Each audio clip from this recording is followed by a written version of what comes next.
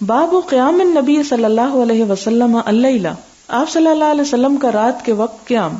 وقالت عائشہ رضی اللہ عنہا، اور حضرت عائشہ رضی اللہ تعالی عنہا کہتی ہیں، کان یقوم حتی تفطر قدماہ، کہ آپ اتنا قیام کرتے تھے کہ آپ کے قدم پھٹ جاتے، یعنی بہت سوج جاتے. والفطور، اور فطور کا معنی کیا ہے؟ الشقوق، شق ہونا، پھٹنا. انفطرت، انشقت، قرآن پاک میں یہ دونوں لفظ استعمال ہوتے ہیں.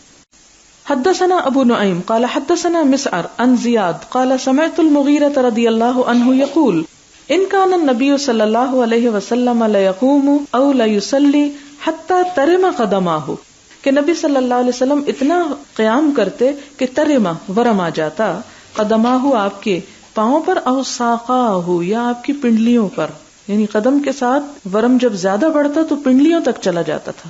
فیقال لہ، تو آپ سے کہا جاتا کہ آپ اپنے اوپر اتنی مشقت کیوں ڈالتے ہیں؟ فیقول، تو آپ فرماتے، افلا اکون عبدا شکورا، کیا میں اللہ کا شکر گزار بندہ نہ بنوں، کہ اگرچہ مجھ پر فرض نہیں ہے کہ اتنا ہی لمبا قیام کروں، لیکن میں اپنے شوق سے کرتا ہوں.